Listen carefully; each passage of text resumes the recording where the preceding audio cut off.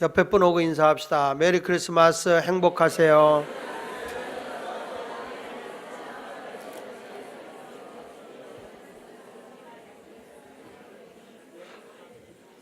하늘에는 영광, 땅에는 평화. 그렇죠? 제가 하늘에는 여러분 영광하세요. 하늘에는 땅에는 자, 옆 사람 인사하세요. 하나님께 하늘에는 영광, 땅에는 평화 하는 거예요.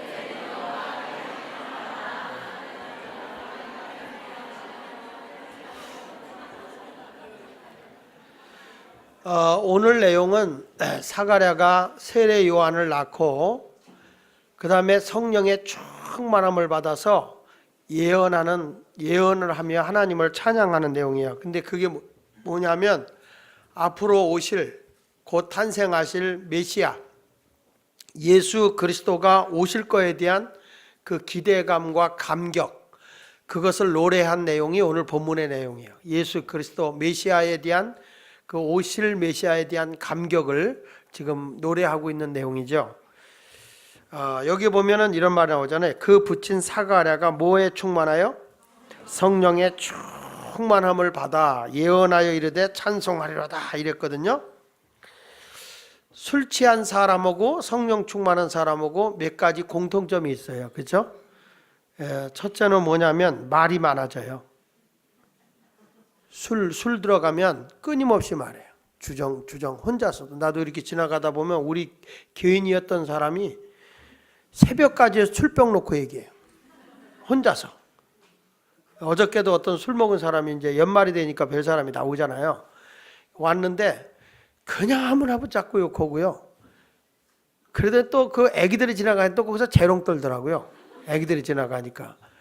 자꾸 입에서 궁시렁대고 말해요. 이게 뭐냐면 술 취한 사람의 특징이죠. 성령 받은 사람의 특징이 뭔지 아세요? 말하고 싶어요. 내가 주님을 만난 경험, 간증 막 말하고 싶어서 못 견뎌. 이게 뭐냐면 공통점이에요. 술 취한 사람과 성령 충만한 사람이에요. 또 하나는 술 취한 사람이 뭐냐? 대담해져요. 아무 개뿔도 없는데 대담해지고요. 일단 그럼 경찰서에 이렇게 파출소 같은 데 가면 여자가 술 취해가지고요. 경찰들을 휘둘러 버려요. 보통 대담한 게 아니에요. 한마디로 뭐냐면 두려운 것이 없어진다는 거죠. 근데 성령 받아도 똑같아요. 성령 받아도 두려운 게 없어져요. 대범해져요. 하나님이 나와 함께함을 믿으니까 아무나 붙잡고 시비해요. 아무나 붙잡고 성령 받은 사람이 예수 믿으세요. 이렇게 시비하는 거예요. 예수 믿으세요. 왜냐하면 자기도 모르게 이 배포가 생겨, 배포가. 그러니까 이것이 술 먹은 사람의 특징이에요. 또 성령 충만한 사람의 특징이고, 또 술 취한 사람 뭐냐면 우는 사람이 있어요. 그냥 울어. 술만 먹으면 울어. 근데 교인들도 이렇게 성령이 충만하면 울지요. 지난주에도 우리가 보니까 대표 기도하시다가 목이 메어서 그냥 그 성령이 충만하면 자기도 모르게 막 목이 메어서 눈물이 막 메인다고. 그럼 막 그 절제를 하시고서 기도하시더라고. 호흡을 가다듬고. 근데 그게 아주 성령 충만한 사람의 특징이에요. 성령이 충만하면 자기도 모르게 막 울컥하고 눈물이 잘 나오고. 근데 쓰잘데없는 사람은 드라마 보면서 울어요. 드라마 보면서. 아무 효과도 없는 드라마 보면서 울고 슬픈 거 보면서 질질 짜고. 그런 거는 나에게 유익이 안 되는데, 성령이 충만해가지고 막 주님께 기도하다 보면 감사해서 눈물이 나올 때도 있고, 어느 때는 막 그 안타까워서 눈물이 나올 때가 있고, 여러 종류의 눈물이 있습니다. 그리고 네 번째는 뭐가 있냐면은 이 술 취한 사람하고 그 성령 충만한 사람하고 그 같은 점이 뭐냐면 돈을 잘 써요. 돈을 잘 써요.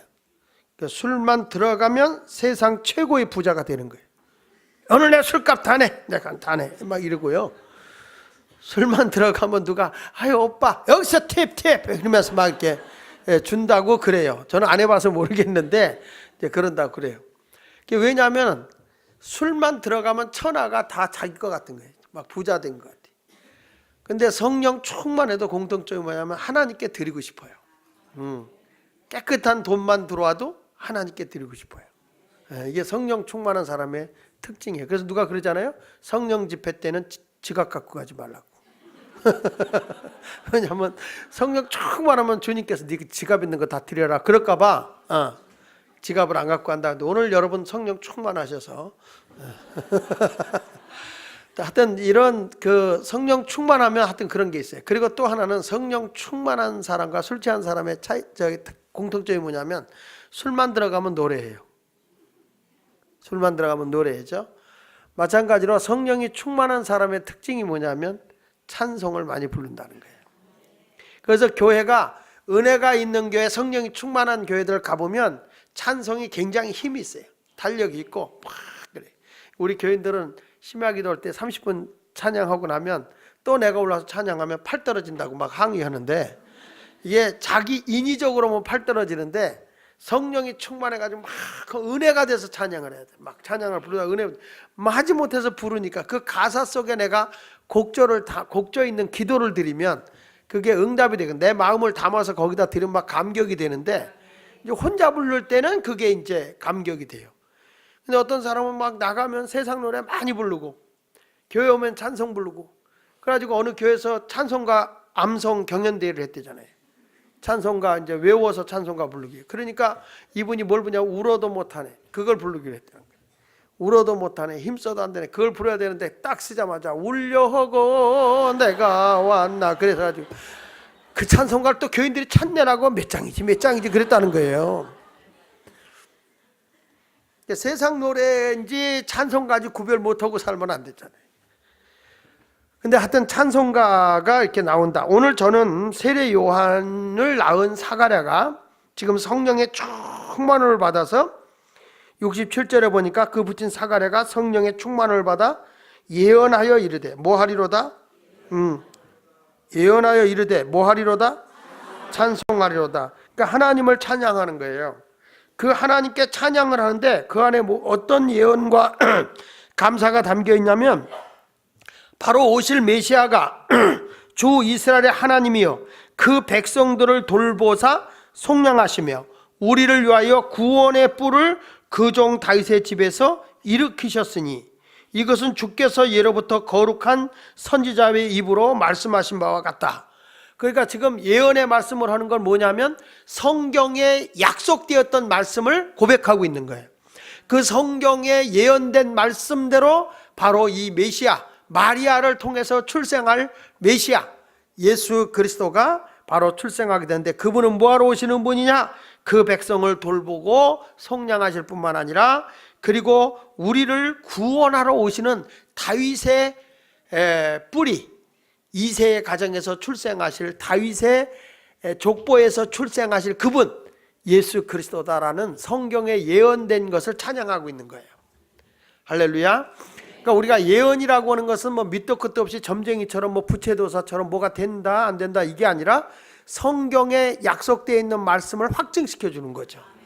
그러니까 이런 모습을 보면서 여러분들도 이 사가랴와 같이 성령이 충만해서 하나님의 말씀을 더 깊이 깨달아지고, 그 말씀대로 이루어지는 것이구나 하는 것이 믿어지고, 그렇게 이루시는 하나님을 찬양할 수 있는 그런 성도가 진정한 성령의 사람인 줄로 믿습니다.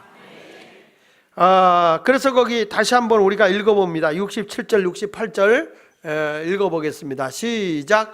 그 붙인 사가랴가 성령의 충만함을 받아 예언하여 이르되 찬송하리로다. 주 이스라엘의 하나님이여 그 백성을 돌보사 속량하시며. 정말 사가랴가 굉장히 훌륭한 믿음을 가진 사람이라는 걸 알게 됩니다. 그래서 오늘 여기서 안목을 보고 이분이 메시아구나 하는 것을 알아보고 하나님께 찬양을 돌린 것을 살펴보면서 오늘은 사가랴의 그 감사의 찬양, 그 내용을 살펴보면서 은혜를 받도록 하겠습니다. 여러분의 은혜가 넘쳐나길 바랍니다. 첫째로는 우리가 하나님의 사람은요, 영적으로 깨어있는 사람은 언제나 하나님을 찬양한다. 다시 하나님을 찬양한다. 지금 이 사가랴는 누구를 찬양하냐면 바로 아들을 주신 하나님을 먼저 찬양하는 거예요. 지금 어떤 아들을 줬느냐? 자기가 자식이 없는 노부부였잖아요. 그 기쁨도 없고 행복도 없고 웃음도 없었어요. 집에 가면 두 노인네만 앉았으니까 한숨밖에 더 나오겠어요? 자식도 없으니까. 그런데 우리 가정에 웃음꽃이 피어나고 희망이 주는 게 뭐였느냐 그랬더니 여기 보니까 자식을 준 거란 말이에요. 늦게 세례 요한을 줬어. 얼마나 기뻤을까요? 기쁘죠.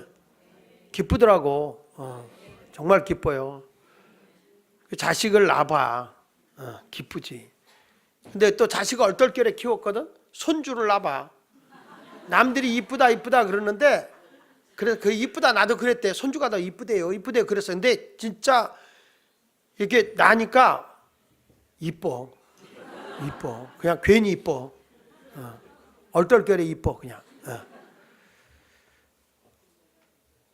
우리 집사람은 보고 싶으면 날들어 가재. 가재. 어느 날 없어졌어. 어디 갔나 했더니 거기 간 거예요. 애기 뭐 갖다 주러 간다 그러고 보러 간 거지. 왜 그럴까요? 그게 할머니의 마음 아니에요? 혼자서 우두커니 앉아서 해는 져서 어두운데 뭐 그것만 하고 있으면 되겠어? 그러니까 이거 사가랴도 나이가 들어가지고 아이를 낳았어요. 얼마나 기쁘겠어요. 막 희망이 넘쳐나죠. 그런데 그것만으로 기쁜데 또 이 세례 요한도 하나님의 능력으로 잉태된 것을 자기가 천사를 통해 알았잖아요. 그런데 지금 마리아가 와보니까 그 마리아는 또 성령으로 잉태되어 가지고 이 땅에 메시아로 탄생할 예수 그리스도를 알았잖아요. 그러니까 이 세상의 죄와 사망에서 왕노릇하는 우리를 구원하러 오신 그 예수 그리스도가 탄생할 걸 생각해 보니까 너무너무 기뻐서 하나님을 찬양하는 거예요. 우리가 사망이 왕노릇하고 죄가 왕노릇하는 이런 고통의 자리에 부패되고 썩어져 있을 이 자리에 빛으로 이 세상에 오셔서 죄의 자리에 부패의 자리에서 우리를 의롭게 하시고 썩지 않게 하시고 사망이 왕노릇한 자 생명이 우리를 왕노릇하게 하고 가난과 모든 고통에 억눌렸던 자에게 풍성함을 더하게 하시려고 예수 그리스도가 이 땅에 오셨으니 기뻐요 안 기뻐요? 그래서 우리가 찬송할 때 여기 뭐라고 써 있어요? 기쁘다 구주 오셨네가 나오는 거예요. 그런 의미로 115장이 그 찬송가 있어요. 기쁘다 구주 오셨네 만백성 맞으라 이게. 근데 오늘도 여러분들이 할 때 기쁘다 이러지 말고 정말 기쁜 표정을 짓고 이런 말을 했어요. 찰스 스펄전 목사님이 만일 내가 하나님을 기쁨으로 찬양하지 않는다면 온 우주 속에 유일한 예외적인 사람이 될 것이다 그랬어요. 무슨 얘기냐? 천둥이 하나님의 군대의 북소리요 산에 부는 바람이 수없는 찬양의 숨결이며 바다의 파도 소리가 그를 격찬하는 아우성이 아닌가. 그런데 당신이 하나님을 찬양하지 않는다면 당신만 별종이다 이거예요. 그러니까 우리는 항상 하나님을 찬양해야 되는데 특별히 이 땅에 우리를 죄에서 사망에서 왕노릇할 우리들을 생명의 자리로 빛의 자리로 풍성한 자리로 구원하기 위해 이 땅에 오신 예수 그리스도가 오셨는데 어찌 너희가 기뻐하지 아니할 수 있겠느냐? 그 하나님을 찬양하라. 그래서 기쁘다 구주 오셨네가 나왔다 이 말이에요.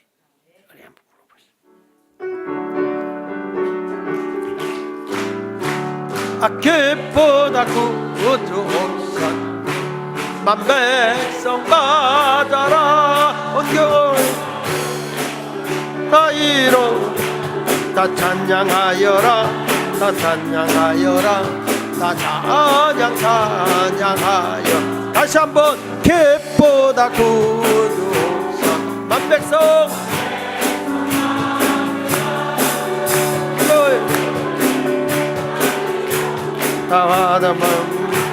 다 찬양하여라 다 찬양 구세주 탄생했으니 구세주 탄생 다 찬양하여라 이 세상 만물들아 나와 답하여라 나와 답하여라 나와 답하라 온 세상 죄를 사 주에서 오셨네 주에 오셨네 저요 몰아내고 다 구원하시네 다 구원하시네 다 구원 은혜와 진리 대신 다 주관하시니 만국 백성 구주 앞에 다 경배하여라 다 경배하여라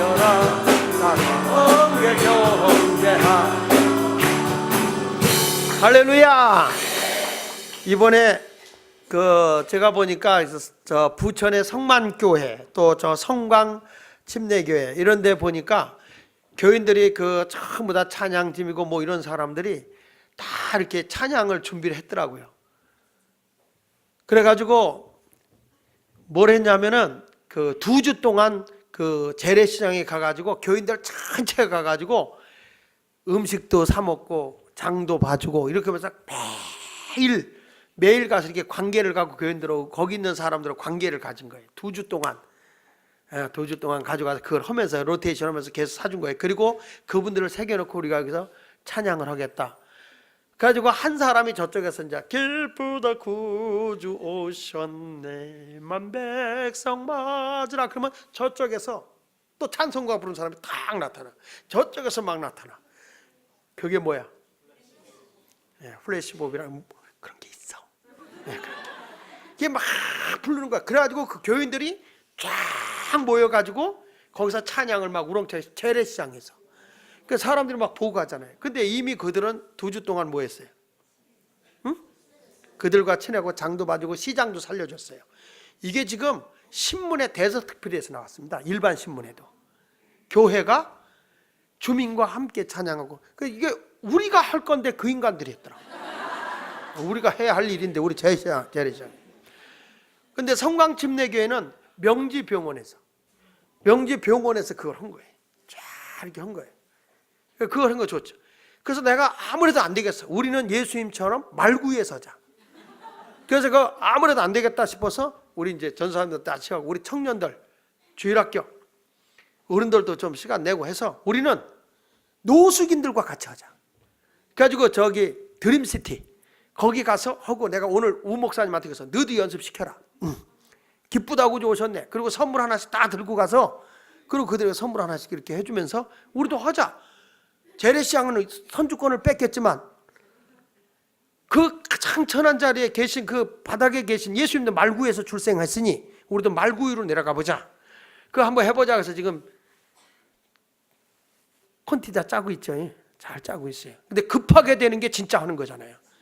급하게 하는 게 뭐 1년 준비해서 하는 것보다 그냥 가서 한다는 의미가 중요한 거야. 작년에 서울역에서 4개 교회가 했거든요. 4개 교회가 연합해서 했는데 이번에 그걸 세계에서 본 게 얼마냐면 지금 현재 40만이 넘어졌어요. 그게 유튜브에 올라와 있는 걸 본 게 40만이 넘어졌어요. 그러니까 광고도 막 올라가고 그랬더라고요. 그러니까 우리가 뭐냐면 예수님의 탄생의 소식이 우리끼리 자축으로 끝나서는 안 된다는 거죠. 자축으로 끝나서가 아니라 그냥 정말 이렇게 저 부산에 중앙로쪽에 가면 거기는 지금 뭐냐면 부산 크리스마스 트리 축제가 있어요. 약 2.4km 정도 그렇게 되는데 불바다래. 불바다. 처음에 그게 교회에서 온 거예요. 교회에서 트리를 해가지고 했는데 연인들이 거기 탁 가서 가는 거예요. 근데 이게 11월 달부터 켜져 가지고요 1월 달까지 켜져요. 너무너무 화려한 거예요. 근데 그게 처음에는 교회에서 조그맣게 사람이 좋으니까 이제는 시에서 지원해서 좀 크게 했고요. 이제는 거기 있는 상인들이 주민들이 다 자기 집 앞은 자기가 하는 거예요. 그들 짜가지고 다 주민들이. 그러니까 사람들이 어마어마하게 오니까 뭐가 되겠어요? 이거 봐, 장사꾼 되니까 맨날 장사가 돼.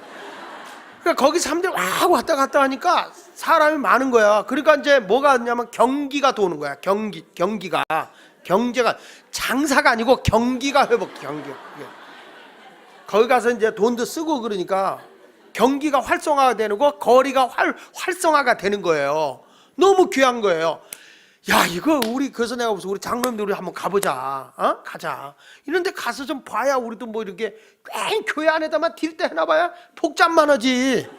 응? 좁은 데다 자꾸 이렇게 해놓으니까 내가 어지러워.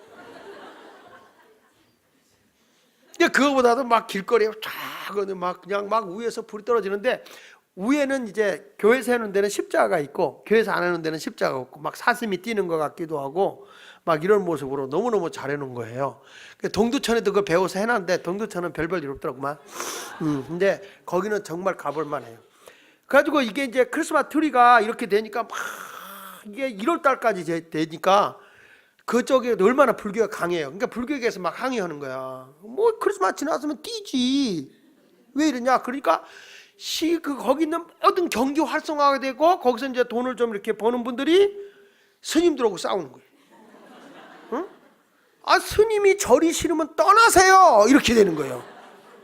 우린 이분들 때문에 이것 때문에 우리가 살았다. 이래가지고 지금 그게 완전히 불축제 같이 된 크리스마스 트리가 완전히 축제가 된 거예요. 그러니까 왜 크리스마스 트리가 반짝반짝 이렇게 하얀답게 비춰지냐면 예수 그리스도가 이 땅에 빛으로 오셨단 말이에요. 어두움에 빛을 주고 절망 중에 이제 소망을 주고 슬픔에 이제 기쁨을 주고 좌절한 자에게 희망을 주기 위해서 이 땅에 오신 분이 예수 그리스도 아니십니까? 그러니까 당연히 우리는 사가랴와 같이 하나님을 찬양하는 자가 되어야 할 줄로 믿습니다. 그러니까 사람의 마음이라는 게요, 참 뭐와 같은가 봤더니 보일러 같은 거가 돼야 돼요. 그래서 보일러의 이 스위치를 냉에다 놓으면 냉방이 되고요, 온에다 놓으면 따뜻해져요. 여러분의 마음도 항상 내가 따뜻해야지 하면 따뜻해져요. 근데 자기 마음이 냉해져야지, 냉랭해야지. 그러면 냉해지는 거예요. 딱 벗을 때 에이씨 기분 나빠 저 인간 이러면 자기도 모르게 사람이 차져. 그렇죠? 근데 누가 아유 집사님 이래보세요. 우리 형수가 그걸 잘해. 아유 삼촌 막 이래요. 그러면 마음이 그러네. 여기 사위가 있는데 내가 거짓말 하고서 그렇게 잘해요. 그러니까 사람이 항상 이렇게 마음을 따뜻하게 가는 사람이 좋은 거죠. 한번 물어보세요. 너 따뜻하니? 이렇게 물어보세요. 어? 따뜻하니? 옆에 사람한테 물어보세요. 따뜻한 마음이세요? 물어보세요.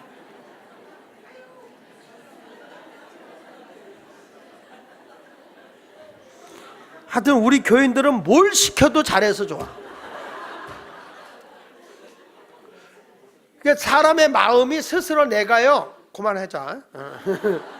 그 온도 조절 장치가 있다는 거야, 내게. 그 온도 조절 장치에서 내가 언제든 얼마든지 뜨겁게 가려면 뜨겁게 갈 수 있고 차게 가려면 차게 갈 수 있는 거예요. 사람은 마음 먹기 달려 있는 거예요. 난 따뜻한 사람이 되고 싶어요? 냉랭한 사람이 되고 싶어요? 그냥 에라 모르겠다가 되고 싶어요? 대답은 너무 착하게 잘하시는데 여러분 집안에 가서 이 좀 따뜻한 모습으로 부부 간에도 부모와 자식 간에도 형제 간에도 따뜻한 마음을 가지면 좋죠. 여러분 아이 그래 그래야 돼. 따뜻한 마음. 근데 가슴이 늘 차갑고 아유 시려. 가슴이 시려워. 이런 사람이 돼서는 안 된다는 거예요. 여러분의 그 여자분들은 여러분의 가정은 따뜻한 가정입니까? 존경하겠습니다. 그래서 오늘 첫째는 성령이 충만한 사가랴 가정에서 예언과 감사와 찬양을 하는데 첫째로 뭐냐면 하나님을 찬양했다 하는 것이고요. 두 번째 가서는 탄생할 예수 그리스도를 찬양한 겁니다. 자, 누가복음 1장 71절에 보니까 누구를 찬양하는가 보세요. 시작. 우리 원수에게서와 우리를 미워하는 모든 자의 손에서 구원하시는 일이라. 이분이 누가? 예수 그리스도가. 74절에 우리가 원수의 손에서 뭘 받는다? 악한 원수 마귀의 손에서 내가 건짐을 받게 하실 그분이라는 거예요. 그러니까 우리 예수 그리스도는 어떤 분이냐? 우리를 진정으로 모든 원수와 나를 미워하는 모든 손에서 구원하러 오신 분이 예수 그리스도고, 우리를 마귀의 원수의 손에서 우리를 구원하기 위해서 이 땅에 오신 분이라고 예수님을 찬양하는 거예요. 하나님께서 이 사가랴의 가정에 세례 요한을 주시고 또 메시아를 보내주신 하나님을 찬양했을 뿐만 아니라 이 땅에 메시아로 오실 예수 그리스도를 지금 찬양하고 있는 거예요. 그분을 찬양하는 거죠. 근데요, 사람이 그렇습니다. 우리가요, 예수 그리스도가 오지 않으면요, 그 사회나 그 가정이나 개인이 분명히 타락을 하게 돼 있어요. 내적으로는 죄를 범해서 타락하게 되고 외적으로는 우리가 여러 가지 시험을 만나서 그들에게 그냥 휘둘려 가지고 타락하는 경우가 참 많다는 거예요. 그러니까 예수가 없는 모습에 보니까 이 젊은 아이들이 순결을 잃어버리게 되고, 또 요즘에 뭐 교회가 부패되고 예수 그리스도가 없으니까 막 동성연애자들을 목사가 추례하고, 지금 우리나라에서도 이번에 그 동성연애 누가 결혼했는데 호적 등록 안 된다고 그거 가지고 이제 법정 투쟁하는 사람이 있더라고요. 뉴스에 나왔죠. 예? 예. 근데 그 판사가 뭐라고 그랬어요? 아직까지는 아니다. 그리고 이제 안 된다고 얘기를 했죠. 이게 뭐냐면 우리 주님이 없으면 완전히 사람이요 부패돼서 짐승이 돼버려. 그 옛날에 그 저기 뭐죠? 그 코미디 프로에 짐승 이런 게 있었어요. 근데 그런 게 그냥 우연이 아닌 것 같아. 당황하셨어요? 정말 그런 얘기했잖아요. 짐승 이렇게 얘기해요. 그러니까 그게 짐승과 같은 행동을 한다는 거죠. 얼마 전에 미국에서 한 분이 오셔서 어떻게 오셨냐고 그랬더니 그분이 그러더라고요. 며느리감 구하러 왔대. 아니 미국에 며느리감이 센데 뭐하러 며느리감을 구하러 왔대. 미국의 여자들은 믿을 수가 없다는 거예요. 아 왜 믿을 수가 없냐. 미국가 막 마약하는 애들 막 그냥 순결치 못하는 애들 너무 많다는 거예요. 그러니까 자기들이 이렇게 중매를 놔도 불안해서 못 모셔서 한국에서 데려왔다가 속으로 한국도 더하다 그랬어요 내가. 우리 교인만 빼고 요즘에 교회들마다 미국 교회도 그렇고요. 제가 그래서 그 순결 서약서라고 하는 그거를 제가 미국에서 갖고 왔는데 그 청소년들 그런 순결 서약서가 있더라고 교회 안에. 이제는 하도 교회가 부패되어 가고 자기 정결됨을 지키지를 못하니까 이런 순결 서약식을 하게 되고 그런 것을 하게 되는 걸 보게 되는데 진정으로 교회가 예수 그리스도가 계신 곳에는 정결한 모습을 보여야 돼요. 그러니까 세상이 다 그러니까 요즘에 뭐 눈만 열어도 TV를 봐도 뭐 요즘에 전부 다 무슨 TV야 유선 TV 같은 거 보기만 해도 들어보면 전부 다 뭐 어저께 재밌는 얘기 하더라고요. 우리 세미나 갔는데 그 목사님이 컴퓨터 애들이 놀러 왔더래. 집안 친척들이 놀러 왔는데 얘들이 간 뒤에 컴퓨터를 켰더니 웬 여자가 벌거벗은 여자가 탁 나오더래요. 근데 목사님이 컴퓨터를 할 줄 모르니까 이걸 꺼도 이거는 안 꺼지잖아요. 계속 나오잖아요. 계속. 그래서 꺼도 그 여자가 나오고 꺼도 그 여자가 나오고. 근데 마침 또 손님이 왔대요. 손님이 왔는데 목사님이 얼마나 당황하는 거예요. 당황해가지고 이제 그거를 코드를 뺐대요. 그러니까 이제 꺼졌겠죠. 그래가지고 자기가 당황해가지고 그 얘기를 했대. 사실은 우리 애들이 놀았나 본데, 우리 친척 애들이 놀았나 본데 웬 벌거벗은 여자가 계속 나오고 들어가질 않는다고. 계속 나온다고 그런 얘기를 했대. 그랬더니 이제 코드를 뽑으라서 뽑았는데 이제 그 다음에 또 손님한테 이제 코드를 뽑았으니까 그 여자가 안 나오겠죠. 코드를 딱 꼈는데 그 여자가 또 쑥 나오더라는 거예요. 아주 굉장히 당황했다고. 그걸 이제 우리 목회자들, 우리 평기도들이 세미나 하면서 간증을 하던데. 하여튼 우리가 보면은 세상에 아이들의 눈을 또 우리 귀를 또 마음을 타락하게 하는 일들이 너무 많아요. 요즘에 그래서 육의 금식만 하지 말고 미디어 금식도 하라고 하잖아요. 미디어 금식. 그러니까 이 핸드폰이라든지 스마트폰이라든지 이 PC 컴퓨터라든지 이런 것들을 다 끄라는 거죠. 이게 뭐 예배당 이게 애들이 이제 중독이 돼 가지고 이거를 안 오면 불안해서 못 견디는 거야. 맨날 그것만 보고. 그러니까 그런 것들을 이제는 중독입니다. 중독. 애들이 뭐 요즘에 뭐 부부간에도 남자가 거기 앉아서 그거 갖고 게임하고 앉았다며 밤새면서. 임 하면서 밤새. 어떻게 살아 그거. 그러니까 이런 중독이요, 이게 중독. 그러니까 이런 것도 예수 안에 들어와서 이런 거를 스스로 절제할 줄 알아야 돼요. 절제. 요즘에 제가 이렇게 스마트폰을 했는데 카톡 있잖아요, 카톡. 이 카톡은 목사님들이 우리 이렇게 모여 있는 목사님들이 있어요. 그 카톡 안에. 독서 그룹인데 이 사람들이 뭐 좋은 거 말씀은 다 보내는 거야. 그냥 카톡. 자다 보면 전부 다 카톡. 제일 많이 보내는 게 내 동생이야. 그 인간은 잠도 안 자나 봐. 카톡. 그러면 또 궁금해서 나도 봐야 돼. 뭐야.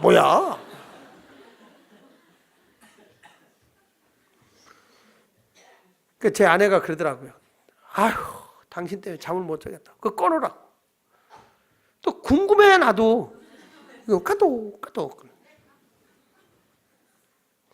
사람이요. 카톡 거두면 자다가도 일어난다. 사람이 그런 거예요. 사람이라는 게 호기심이 근심이 근심이라기보다 그 걱정. 그런데 요즘에는 진짜 카톡을 많이 받는 사람이 누구냐면 제 아내예요. 전국의 사모들을 다 동아리를 만들어 놔가지고 사모님들이 보내는데 그 밑에 달리 오늘만도 뭐 댓글이 뭐 90개래나? 까똑. 그러니 나한테 여보라는 말 한마디도 안 해. 까똑. 우리가 무엇을 해야 되느냐 하면 하나님이 독생자 예수 그리스도를 보냈는데 우리를 구원하러 이 땅에 오시고 우리를 행복하고 우리를 영원한 소망을 갖게 하기 위해 오신 예수 그리스도를 만나면 세상의 즐거움을 다 내려놓을 수가 있어요. 오직 주님을 향해 갈 수 있는 자가 되는 줄 믿습니다. 여기 히브리서 2장 15절에 보니까 이렇게 말하거든요. 시작. 또 죽기를 무서워함으로 한평생 매여 종노릇하는 모든 자들을 놓아주려 하시니. 여기 다시 보세요. 죽기를 무서워함으로 한평생 매여. 사람이 제일 무서운 게 뭐예요? 죽음이잖아요. 그렇죠? 죽음이 제일 무섭지 않나요? 내일 죽으라고 그럴까? 죽음이 무서운 거예요. 근데 죽기를 무서워함으로 한평생 매여 종노릇하는 모든 자들을 놓아주게 하십니다. 그러니까 우리 예수님은 죽음을 이기고 사망을 이기시고 승리하여 영생을 갖게 하시는 분으로 오신 분이 예수님이세요. 그러니까 사단의 세력은 사망의 세력, 우리를 죽이고 빼앗고 멸망시키러 오는 거지만은 우리 예수 그리스도는 우리에게 평안을 주고 생명을 주고 풍성함을 주기 위해서 오신 줄로 믿습니다. 그러니까 예수 그리스도 안에 오면 두려움이 없어지고 그 안에서 뭐가 이루어지느냐? 담대함과 성결됨이 이루어지는 거예요. 성경 말씀 누가복음 1장 75절 다시 한번 볼까요? 누가복음 1장 75절 시작. 종신토록 주의 앞에 성결과 의로 두려움이 없이 섬기게 하리라 하셨도다. 그러니까 내가 주의 앞에 항상 내가 예수를 진정으로 만나면 여러분 어떤 사람이 돼야 될까요? 내가 성결된 사람으로 살아야 되고 의로운 사람으로 살아야 돼. 예수 믿으면서도 계속 죄 짓고 잘못된 길로 걸어가면 안 되잖아요. 성결한 삶을 살아야지. 그런 모습이 우리의 삶 속에서 나타나야 되고 세상이 다 그러니까 애들도 다 그러니까 우리도 그래야지 이런 삶을 살아서는 안 된다는 거죠. 그래서 오늘 본문에 있는 말씀을 통해서 보면 이 예수님 오실 때 그때 이 사가랴의 그 감격스러운 고백을 우리가 보면서 하나님을 찬양했고 이 땅에 우리를 구원하러 오신 예수 그리스도를 찬양을 했어요. 할렐루야. 그리고 사가랴는 또 누구를 찬양했냐면 그 예수님의 사역을 하러 이 땅에 하나님이 보내주신 세례 요한을 찬양했어요. 여기 성경 76절에 보니까 시작.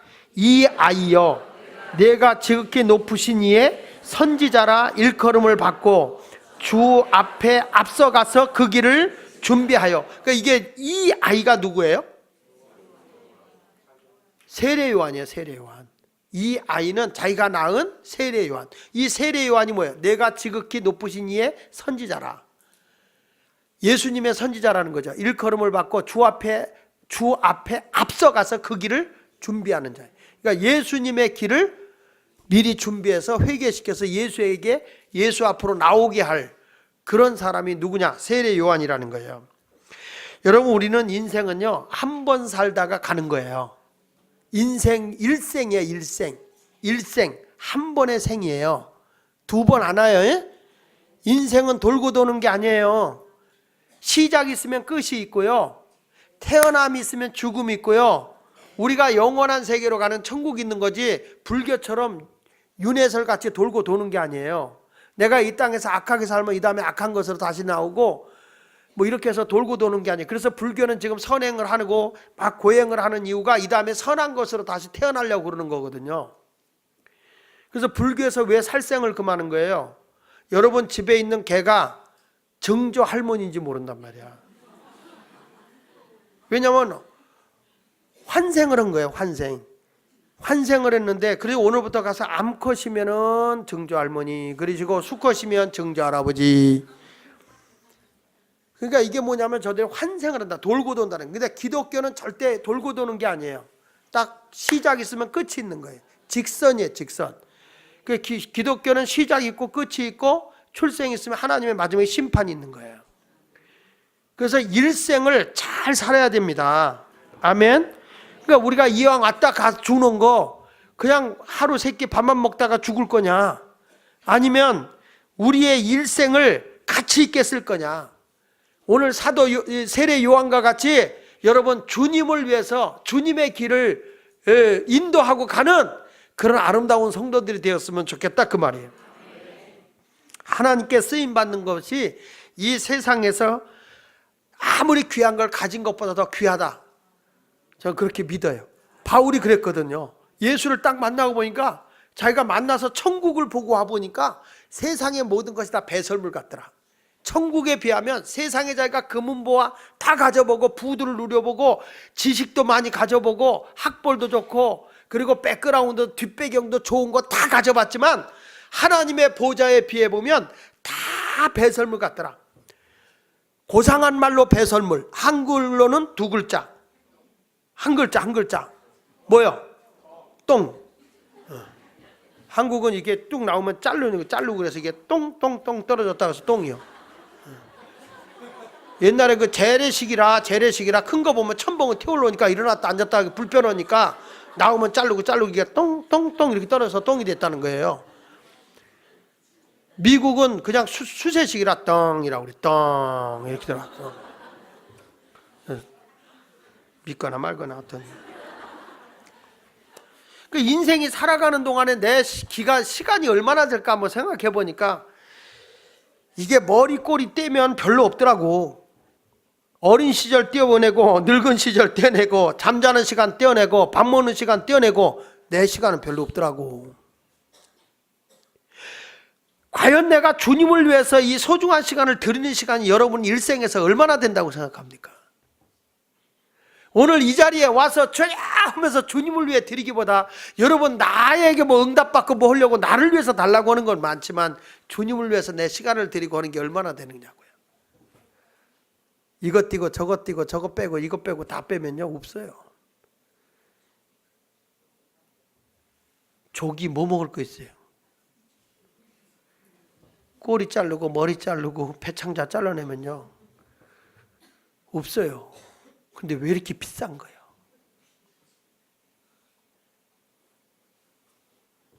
아구가 못생긴 게 오히려 먹을 게 많어. 푹 처질 정도로 온몸이 살이 물러 터져서 물텀뱅이라고.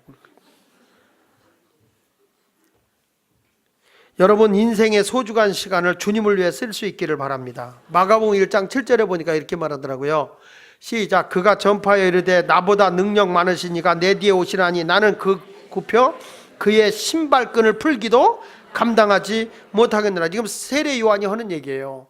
예수님이 어떤 분이냐, 너무 능력이 많으신 분인데 나는 그분의 신발끈 풀기도 감당하지 못할 사람이다. 세례 요한이. 그만큼 여러분 우리 주님이 귀하다는 걸 고백한 거잖아요. 우리가 귀한 주님을 위해서 내 모든 소중함도 좀 시간도 젊음도 좀 드리고 헌신하는 사람이 됐으면 좋겠어요. 주님이 나를 따라오라 그런 거는 뭐예요? 배와 금을 다 포기하고 진게 말하면 주님이 나를 따라오라 내가 너를 사람 난 어부가 되게 하겠다. 이게 뭐예요? 목숨을 걸고 나를 따르라는 하나님의 소환장 아닙니까? 소환장? 하나님의 소환장이에요. 그러니까 배와 그물을 자기 걸 다 내려놓고 주님을 따라가는 거예요. 그 예수님의 제자들이 그렇게 따라갔지만 그들이 결론은 뭐예요? 순교당했잖아요. 세상 부귀영화 다 누리고 산 거 아니에요. 주님이 나 따라오너라. 내 인생이 주님을 위해 드리는 게 너무 소중하고 가치가 있다 이 말이야. 그러니까 자기들의 모든 걸 내려놓고 주님을 향해 가는 거죠. 여러분 내가 우리 예수님을 위해서 헌신하고 희생하고 있다고 하는 것이 절대 우리는 시시한 게 아니에요. 엄청나게 귀한 거예요. 세상에 가서 주님 못 만난 사람이 세상에 가서 빠찡코 하고 노름 오는 게 더 귀하겠어요? 우리가 이렇게 와서 주여 아버지 하고 기도하는 게 낫겠어요? 빠찡코가 가서 땡기는 사람이나 노름 오는 사람들이 여러분 보면 미쳤다고 그래요. 우리는 누가 미쳤다고 그래요? 저것들이 미쳤다고 그래요. 그러니까 이게요 보는 관점이 다른 거예요. 근데 하나는 썩어져가는 어둠의 삶을 살아가는 거고 하나는 빛의 삶을 살아가는 거예요. 그러니까 이게 어둠과 빛이 하나가 될 수 없는 거예요. 우리가 지극히 정상적인 삶을 살아야 되는데 전부 다 둘 중에 하나잖아요. 어둠의 영에 붙들려 살든지 주님의 붙들려 살든지 아니면 자기 중심으로 살든지. 무엇을 위해 살 겁니까? 결국에 인생이 자기를 위해서 살아도 다 허무한 거예요.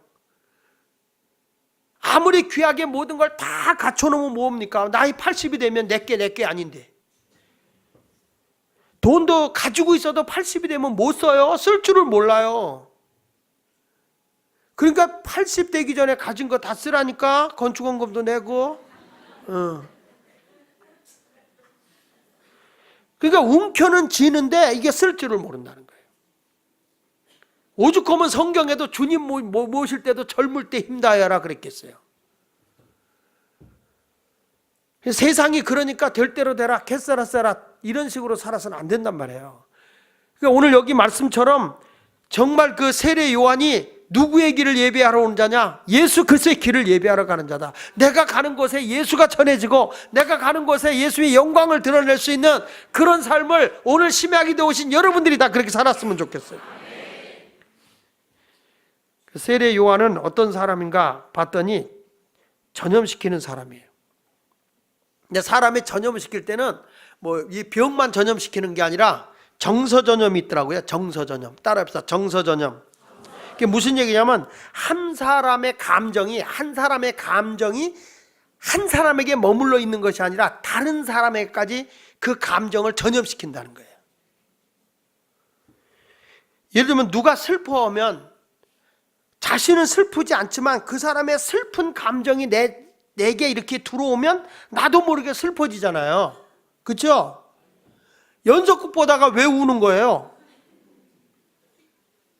사모님, 우리 집사람이 연속보다 잘 울어요. 잘 울어요. 왜 우는 거예요? 그 슬픈 감정이 내게 지금 이입이 된 거야. 내게 그 감정이 들어온 거야. 나는 슬프지 않은데 그게 슬프니까 나도 슬픈 거예요. 그래서 감정도 전염이 되는 거예요. 그렇죠?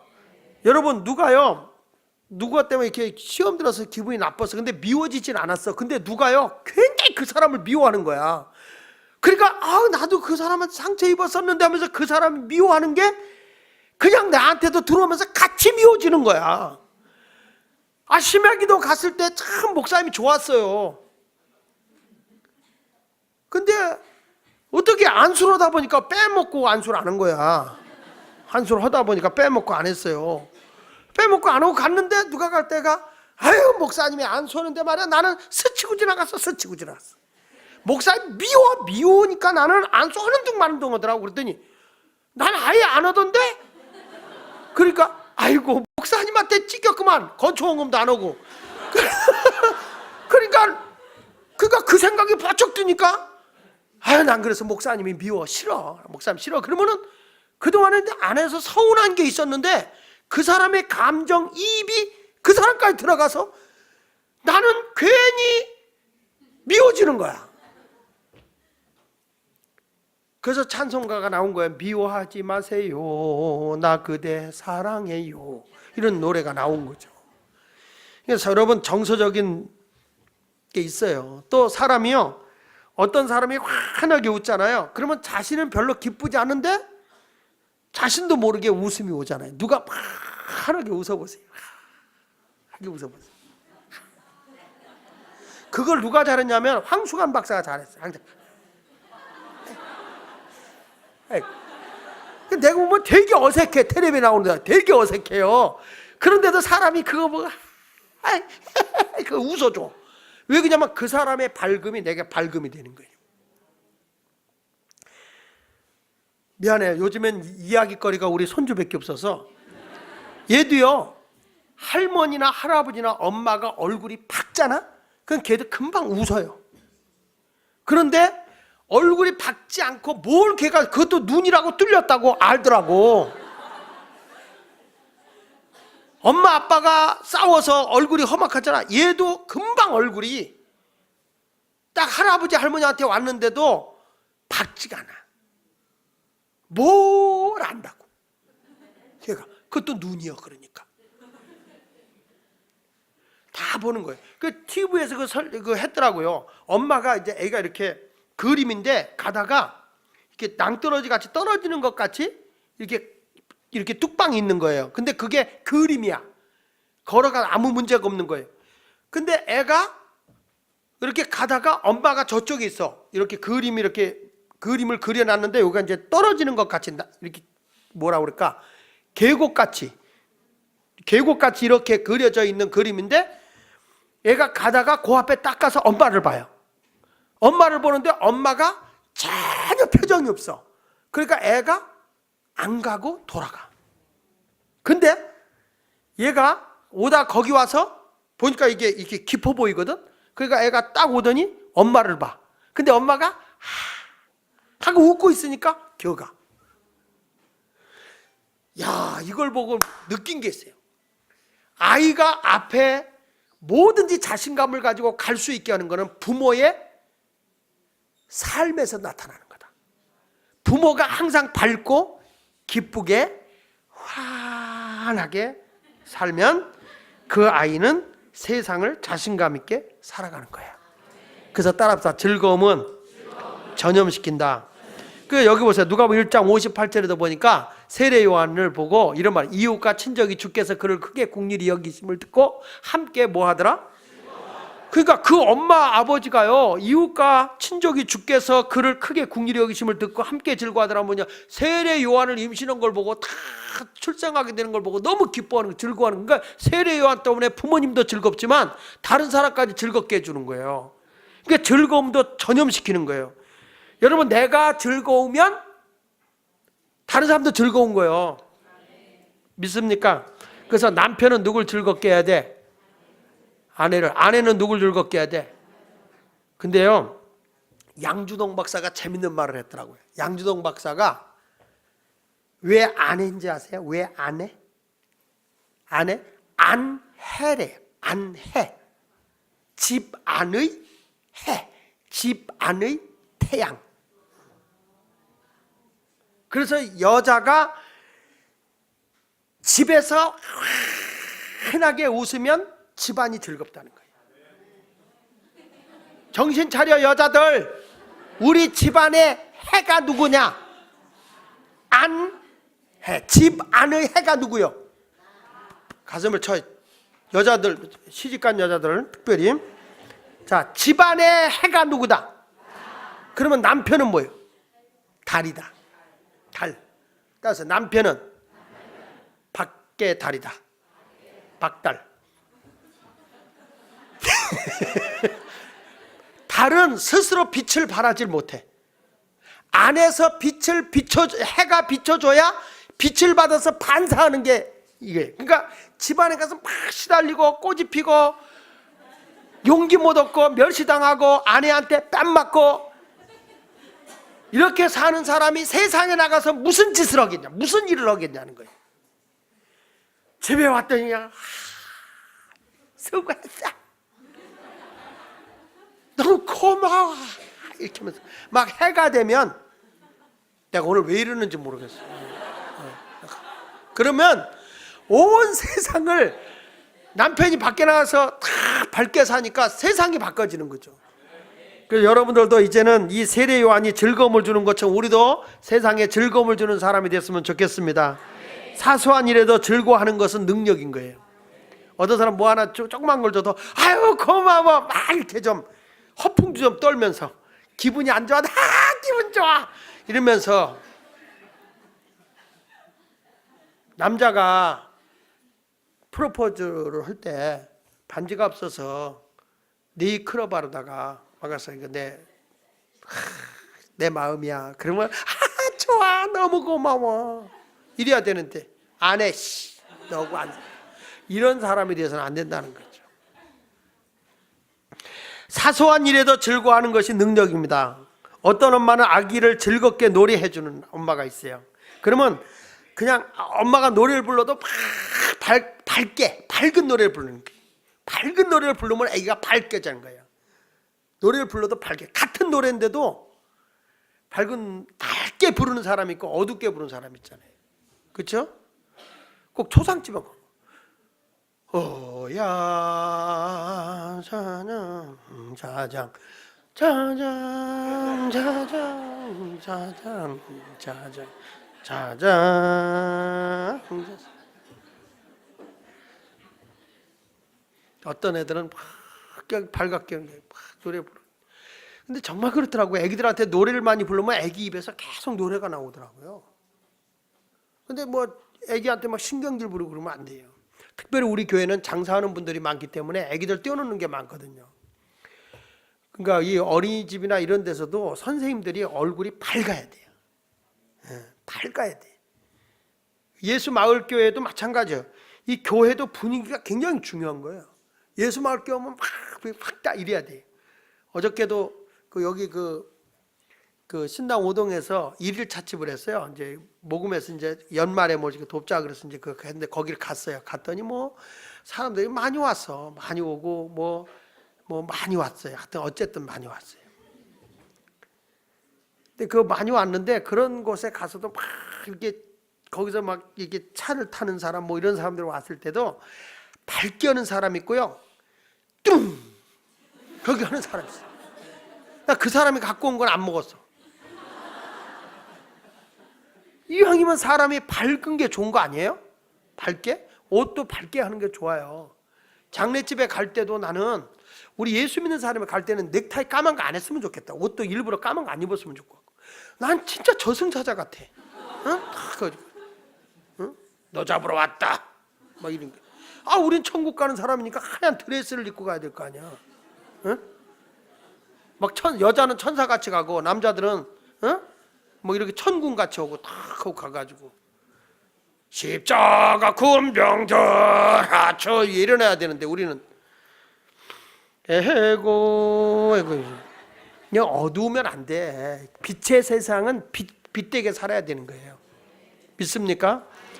카네기 연구소에서 10,000명을 대상으로 조사를 했대요. 성공적인 CEO는 어떤 사람이라고 생각하느냐.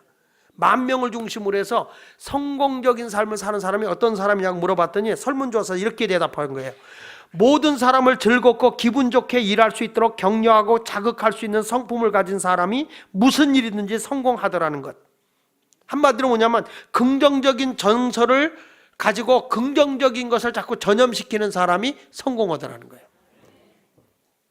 그러니까 나쁜 것을 전염시키는 게 아니라 긍정적인 걸. 그렇더라고요. 이게 목장에도 가보면 불평꾼이 있는데 가보면 항상 불평해. 그 목장은. 근데 그 사람들이 신앙을 오래 못 견뎌요. 전에도 우리 교회 리더가 있었는데 그때 우리 속회였죠. 감리교니까 속회였을 때인데 속회였을 때 그때 거기 그 속장이죠. 겉장 언니 속장이 있었는데 이 속장이 그렇게 불만이 많아. 그런데 희한한 건 거기 있는 멤버들이 다 불만이야. 근데 희한한 건 그 사람도 나갔고 불만꾼들이 있던 사람도 다 나갔어. 불만 있으면 어떻게 살겠어? 이 세상에 남남끼리 만나서 주 안에서 사는 사람이 불만이 없을 수가 없는 거예요. 이거는 있어요. 당연히 있어요. 그렇지만 불만을 불만으로 여기지 않냐고 그럼에도 불구하고 사랑하는 거지. 여러분이 나한테 목사님이라고 할 이유가 뭐 있어요? 님을 붙여서 목사 그래도 되지. 그렇지만 또 그렇지 않잖아. 우리가 주 안에서 같이 믿음 생활하는데 내가 또 집사님 그러잖아요. 권사님 그러잖아요.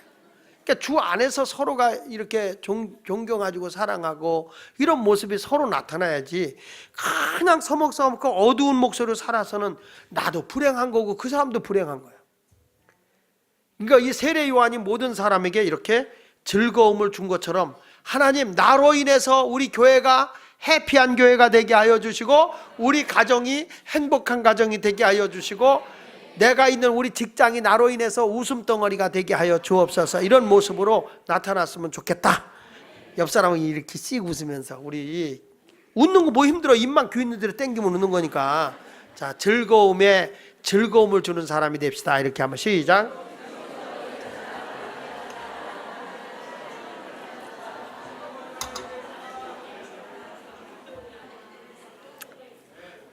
할렐루야. 그러니까 사람이요 전염이 되는데 무엇도 전염되는지 행동도 전염돼요. 그렇죠?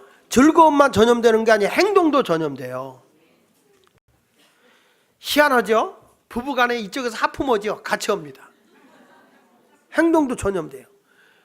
누가 그러잖아요. 같이 딱 하품을 했는데 남편이 하품을 하니까 아내가 하품을 해. 근데 뒤에 앉은 첩은 안 하더라는 거예요.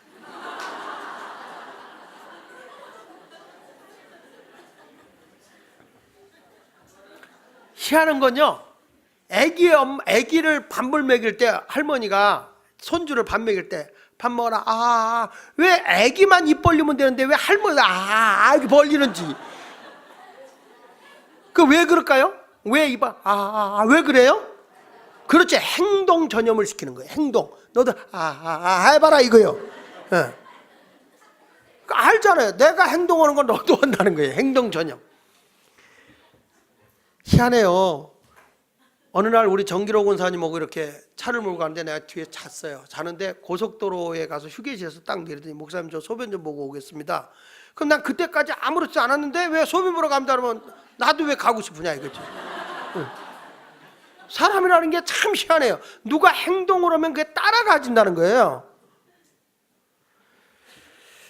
자, 그러니까 이런 모든 것이 뭐냐? 행동 전염이에요. 행동 전염. 그래서 우리가 그 행동을 잘 애들한테도 행동을 부모가 잘 보여야 되고 우리 교회에서도 서로 행동하는 것이 잘 보여줘야 된다고 하는 거 가르쳐 주는 겁니다. 또 무슨 전염도 있죠? 표정 전염도 있어요. 표정. 주변 사람이 웃으면 같이 웃죠. 그렇죠? 그렇죠? 한번 해볼까요? 그냥 웃는데 그게 전염이지. 그 사람이 인상 쓰면 어떻게 돼요? 같이 인상 써져요. 그러니까 오늘 이 모든 것을 보면서 세례 요한은 참 귀한 걸 전염시켰다. 그리고 세례 요한은 뭐냐면 두려움을 전염시켰어요. 여기 성경 누가복음 1장 65절 66절에 보면은 이렇게 말합니다. 시작. 그 근처에 사는 자가 다 두려워하고 이 모든 말이 온 유대 산골에 두루 퍼짐에 듣는 사람이 다 이 말을 마음에 두며 이르되 이 아이가 장차 어찌 될까 하니 이는 주의 손이 그와 함께. 여기 오면 그 근처에 사는 자가 다 뭐하고? 두려워했다는 거죠. 이 두려움은 공포가 아니에요. 거룩이에요. 거룩. 나쁜 두려움은 공포죠. 그런데 우리가 너무 하나님의 사랑이 위대하고 커서 그 사랑 앞에 그냥 자기도 모르게 작아지는 거예요. 이게 막 이렇게 너무 크고 존경스러운 사람 만나면 이렇게 괜히 두려워지잖아요. 이제 그런 모습을 얘기하는 거죠. 왜 그러냐면 늙어서 너가 이제 임신하여 네 아내가 엘리사벳이 임신하여 아이를 낳을 거다 했더니 사가랴가 그런 얘기 안 믿었거든요. 내가 나이 많았는데 어떻게 아기를 낳겠냐 그러면서 네가 아이 낳을 때까지 말을 못하리라. 그래가지고 혀가 굳어서 벙어리가 됩니다. 몇 달 동안? 10달 동안. 10달 동안 지냈는데 드디어 이제 세례 요한을 낳은 거예요. 낳는데 이 아이 이름을 뭐로 할까요? 그랬는데 그 사가랴가 서필로다가 세례 요한이라고 써요. 그 이름을 딱 쓰는 순간에 혀가 딱 풀리면서 말을 하는 거예요. 그러니까 10달 동안 갑자기 세례 요한이 사가랴가 말 못했을 때 동네 사람들이 저 사람이 왜 그래? 저 사람이 왜 그래? 그런데 얘기했겠지 아내가. 그렇지만 그게 믿어졌겠습니까? 그런데 정말 세례 요한이라는 이름을 딱 적고 난 데부터 혀가 싹 풀리면서 말이 나니까 우와, 하나님의 그 역사하심의 사람이 너무너무 두려워하는 거예요. 무서움이 아니라 하나님의 그 크신 그 역사함, 그 하나님의 그 능력 앞에 우리가 두려움을 갖게 되는 거죠. 그러니까 우리 베드로도 그런 얘기 했거든요. 베드로도 밤새도록 고기를 자기가 잡았는데 못 잡았습니다. 그런데 깊은 데로 가서 그물을 내려 고기를 잡아라. 그래서 그물을 내렸더니 고기가 얼마나 많이 잡혔는데 자기와 동료의 배에 가득히 채웠잖아요. 그때 베드로가 그 주님의 위엄 앞에 자기가 두려움을 느껴서 그 앞에 무릎을 꿇고 주여 나는 죄인으로소이다 내 곁을 떠나가소서. 너무너무 주님의 그 크신 능력 앞에 자기가 두려운 거예요. 자기가 하나님 앞에 너무 깨끗하지 못한 거예요. 그래서 나는 죄인으로소이다 나를 떠나소서. 여러분 이런 것이 뭐냐면 우리가 두려움이라는 거예요. 근데 이런 하나님에 대한 두려움이 있어야 우리가 죄를 범하지 않고 하나님에 대한 이런 존경심에 대한 두려움이 있어야 우리 인간이 정결된 삶을 살게 되는 거예요. 존 버년이, 여러분 철로역정을 쓴 존 버년 아시잖아요. 존 버년이 어느 날 교회당에 종을 치는데 갑자기 자기 앞에 하나님의 은혜의 거룩함이 엄습해 오는 거예요. 근데 자신의 죄가 막 생각나면서 내가 지금까지 얼마나 못되게 살아왔는지, 근데 그동안에는 죄를 보면서도 자기가 두려움을 모르고 살았다는 거예요. 근데 갑자기 하나님의 그 교회 종을 치는데 하나님의 거룩함이 자기에게 엄습해 오니까 자기가 얼마나 하나님 앞에 잘못된 삶을 살았는데 너무너무 두려운데, 내가 이렇게 하나님 앞에 죄를 보는데 저 종이 떨어져서 나를 죽이면 어떡하나, 이런 것이 막 그냥 자기 앞에 막 엄습해 오니까 자기도 모르게 그 하나님의 그 거룩함에 무릎을 꿇고 두려워 떨면서, 하나님 내가 지금까지 잘못 살아왔습니다, 내가 잘못했습니다, 회개가 터지더라는 거죠. 하나님의 거룩함 앞에 자기의 부족함을 깨닫게 되는 거예요. 그 존 버년은 이런 얘기를 했어요. 나는 3번이나 죽을 뻔했다. 한 번은 바다에 빠져 익사할 뻔했고, 2번째는 보트가 뒤집혀서 강물에 빠져 생명이 위험했다. 3번째는 독사에게 감겼으나 물리지는 않았다. 그때 나는 죽는 줄 알았다. 이것들은 모두가 다 하나님이 나에게 준 경고였다. 그러나 나는 내 행동을 고치려 한 적이 없다. 나는 하나님도 그 누구도 무서워하지 않고 죄를 많이 지은 인간이었다. 그런데 자기가 3번의 그런 위험의 경지가 있었지만은 하나님을 두려워한 적이 없었다는 거예요. 그래서 당연히 죄 짓고 또 못된 짓 했다는 거예요. 근데 어느 날 교회 종을 치는데 갑자기 하나님의 거룩함이 자기에게 엄습해 오니까 자기도 모르게 그 두려움 앞에 굴복해버리고 회개가 터져 나오고 하나님 앞에 자복하고 자기가 성결된 사람이 되더라. 그래서 자기가 주님과 동행하며 철로역정을 쓰게 됐다는 거예요. 여러분, 우리가 하나님에 대한 두려움은 하나님의 거룩한 은혜가 내게 임할 때 그런 역사가 일어나는 거예요. 믿으십니까? 내가 이번에 신방하면서 그런 말씀을 저에게 강하게 주더라고요. 그게 뭐냐면, 수고하고 무거운 짐진 자들아 다 내게로 오라. 내가 너를 편히 쉬게 하리라. 너는 내게 나와 나의 멍에를 메고 나를 배우라. 그리고 내 짐은 쉽고 가벼움이니라. 그 말씀을 주는 거예요. 근데 늘 하던 설교였거든요. 근데 어떤 말씀을 강하게 주냐면, 하나님이 내게 주신 짐이 가볍다는 거야. 무겁지가 않다는 거예요. 예를 들어서 우리 강 전사님이 주님의 사명을 봐서 열심히 일하고 있어요. 근데 자기가 힘들어. 목사님이 좀 까다롭고, 사실 목사 열심히 한다고 해도 목사는 이렇게 봤을 때 양이 안 찰 때가 있어요. 맞아, 그건 맞아. 우리 목사님들 뭐 아무리 한다고 해도 지금 내 마음에 안 들어. 지금은 때가 있어요. 근데 그렇지만은 하나님이 내게 준 그것이 나에게는 가장 가벼운 거라는 거예요. 주님이 내게 주신 소명이. 에이, 목사님 모르는 소리 하지 마세요. 그러면 강전사가, 내가 이거 목사님 싫어서 내가 당분간 전도사 접겠다. 응? 접었어. 근데 만약에 아버지 어머니가 갑자기 몸이 아파서 병원에 입원하고 계셔. 아무도 돌봐줄 자가 없어. 아들이 가야 돼. 그러면 어머니 아버지 병상에 누워있는 어머니 아버지를 모시고 있는 게 가벼워, 주의 일 하는 게 가벼워? 대답 안 하면 그렇게 된다? 어? 그렇지. 그 말씀을 주는 거예요. 하나님이, 어떤 분은 주의 사명을 줬는데 나 이거 싫어서 안 해요. 그러면 하나님이 그 다음부터 어떻게 해요? 무거운 짐을 준다는 거예요. 너는 내게 나와 나를 배우고 나 멍에를 메라. 내가 지워주는 멍에가 너에게는 가장 가벼운 거야. 너에게는 가장 가벼운 짐이라는 거예요. 내가 주는 짐이. 근데 너희가 그거 안 하겠다 집어 던지면 그 다음부터 너에게 뭐가 온다는 거예요. 역으로 보면 내가 주는 짐을 안 지면 너에게 뭐가 온다는 거예요. 내가 지는 짐은 쉽고 가벼움의 반대가 뭐예요? 어렵고 무겁다. 하나님의 말씀을 역으로 생각하면 그런 거예요. 그래서 내가요 열심히 주의를 한다니까. 이게 내게 가장 가벼운 거야. 가장 쉽고. 여러분들 하나님 주신 사명이 가장 쉽고 가장 가벼운 거예요. 여러분 여기 안 왔으면요 엄청난 무거운 짐 져야 됐어. 근데 하나님이 지금 무거운 짐을 짊어지고 그동안 주님을 멀리하고 주님이 나에게 가볍게 해주려고 했는데 그거 집어 던져버리고 나갔다가 무거운 질병을 짊어지고 온 사람, 무거운 우울증을 짊어지고 온 사람, 무거운 빚더미를 짊어지고 온 사람, 무거운 하여튼 기타 등등 바이올린, 첼로를 짊어지고 온 각종 무거운 짐들이 얼마나 많아요, 여러분들에게. 여러분 냉정하게 생각하세요. 내가 주의 이러는 거 쉽고 가벼워.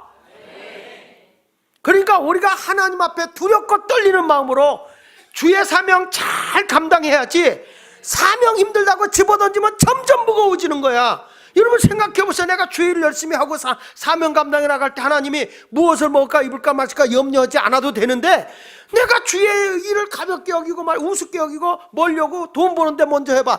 돈 버는데 얼마나 힘들게 할까? 무거운 거야. 점점 무거운 거예요. 살아가는 게 힘드는 거야. 정신 차리자고 우리가. 할렐루야. 여기 마가복음 1장 7절에도 이런 말을 해요. 바울이 그가 전파하여, 아니 그게 아니고 누가복음 1장 79절 보세요. 누가복음 1장 79절. 누가복음 1장 79절에 보니까 이렇게 말하는 거야. 시작. 어두움과 죽음의 그늘에 앉은 자에게 비치고 우리 발을 평강의 길로 인도하시. 그래요. 예수님이 오시면요, 우리를 어느 길로 인도하시느냐? 평강의 길로 인도하시는 분이세요. 그러니까 지금 저 세례 요한도 자기가 예수님의 길을 예배하러 가는 자이기 때문에 자기는 하나님을 찬양하는 거예요. 세례 요한도 자기가 이렇게 주의 일을 하게 된 걸 얼마나 기쁘냐. 그래서 세례 요한을 찬양하잖아요, 사가랴가. 여러분 내가 주의 사명 받은 거 힘들다고 짜증내야 돼? 하나님 너무 감사해요. 하나님께 찬양 돌려요. 모든 영광 하나님께, 모든 영광 하나님께, 모든 영광 하나님께, 나는 자유해.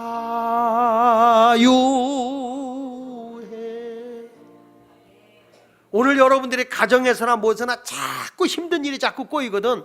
먼저 내가 냉정히 들어봐. 내가 하나님이 내게 주신 짐을 너무 시원찮게 여기고 있지 않는가? 너는 내게 나와 나의 멍에를 메고 나를 배워라. 내가 너에게 지어주는 짐은 무거운 게 아니다. 농떼 부리지 마라. 빼려고 하지 마라. 요령 부리지 마라. 하나님 앞에 바로 서라. 여러분 하나님 앞에 충성되지 않으면요 안 돼요. 점점 힘들어요.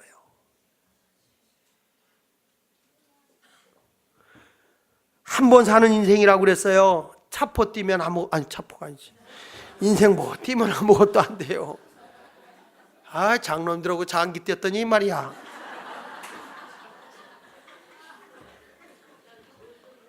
주를 위해 사는 사람, 감사의 사람이 되기를 주의 이름으로 축원합니다.